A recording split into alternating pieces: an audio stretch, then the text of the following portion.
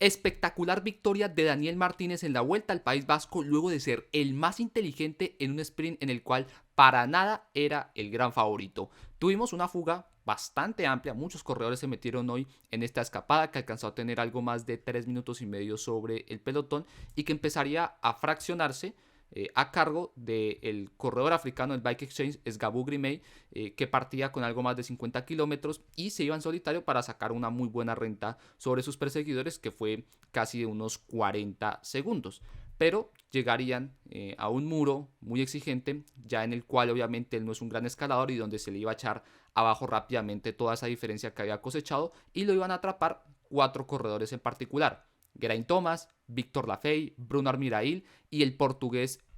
Rubén Guerreiro, que justamente ahora se establecían como cabeza de carrera, ya que pues el propio africano tampoco era capaz de resistir en ese ritmo por delante. Y en el pelotón había tregua total, nadie quería atacar, se ascendieron ese puerto todos ocupando el largo y ancho de la carretera,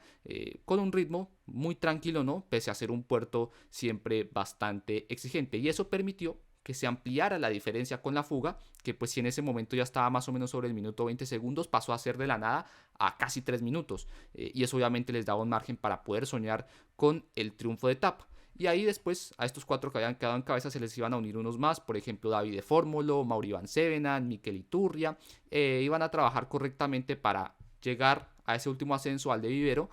donde pues ya nuevamente se iba a romper la carrera tanto por delante como por detrás y donde solo el más fuerte podría marcar una diferencia y tener esa gran aspiración para llevarse la etapa. Y quien justamente encontró esas grandes piernas fue el francés Víctor Lafay, que ha estado muy bien en estos días de País Vasco. En las primeras rampas rápidamente iba a demostrar que era el que mejor iba entre todos esos escapados y se marcharía en solitario. Ya básicamente ninguno de sus perseguidores lo iba a volver a ver,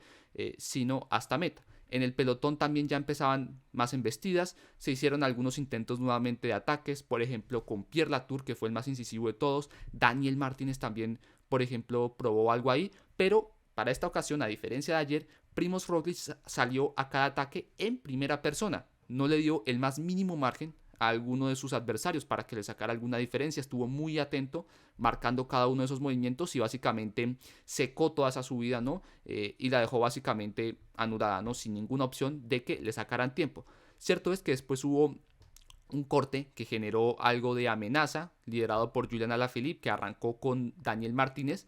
y con Jonas Vingegaard, porque esta vez Roglic no salió en primera persona, sino que dejó que respondiera a Vingegaard, y aunque tuvieron ahí un hueco que pues pudo haber sido una amenaza, apareció el Movistar defendiendo los intereses de Enric Mas para cerrar, para apagar ese incendio que se había presentado, y que pues así ningún otro rival pues les pudiera poner en amenaza esa buena general que están intentando hacer con su jefe de filas. Y ahí ya entonces, al ver que no se iban a marcar diferencias entre los favoritos, todo se centró en la persecución sobre la FEI, porque la FEI todavía tenía una gran ventaja, estaba por encima del minuto, y andaba con muy buenas piernas, por lo tanto tenían que unirse los equipos interesados para llegar al sprint, para que en ese orden de ideas pudieran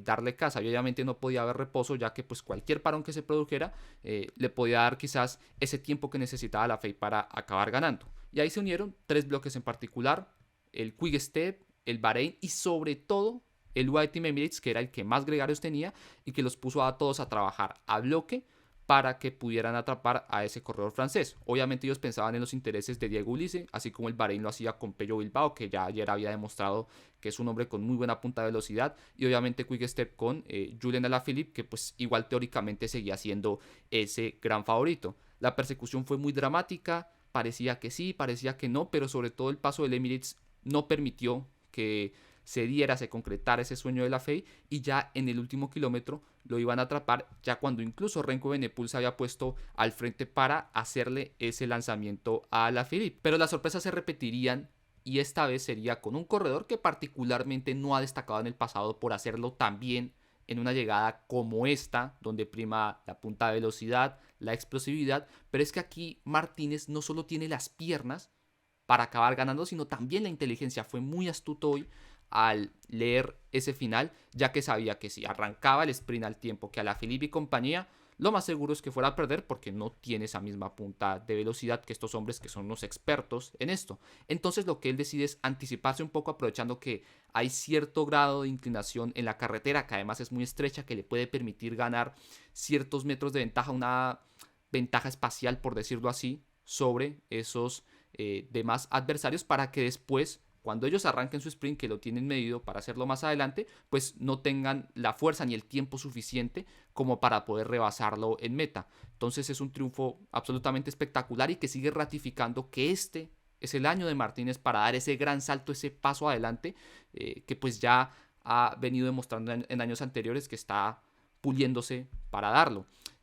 Y es que no solo es el presente hoy de ganarle a Alaphilippe en una llegada, que es ya Alaphilippe, sino también las buenas piernas que pues ya ha venido mostrando en anteriores carreras, por ejemplo aguantándole a Roglic en París-Niza. Yo creo que es una ratificación y sigue alimentando mucho más toda esa confianza de la cual se está llenando el colombiano para ya ser uno de los capos del conjunto de Lineos, que eso pues siempre son palabras mayores. Esta es la clasificación de la etapa. También les mostramos la general, donde Martínez por la bonificación escaló hasta el tercer puesto. Está bien metido en esa pelea por el título de la competencia y junto a Evenepoel y junto a Roglic. Y mañana ya tenemos una etapa que seguramente va a marcar diferencias por el final que tiene, ya que esos últimos 600 metros de esta llegada en muro que vamos a tener son al 10% y eso inevitablemente va a hacer que se generen algunos cortes y algunas diferencias que pues sí pueden ser mínimas, pero van a haber diferencias y eso va a mover esta general que todavía sigue estando tan apretada ante la paridad de fuerza que hemos visto estos días entre los aspirantes a la general.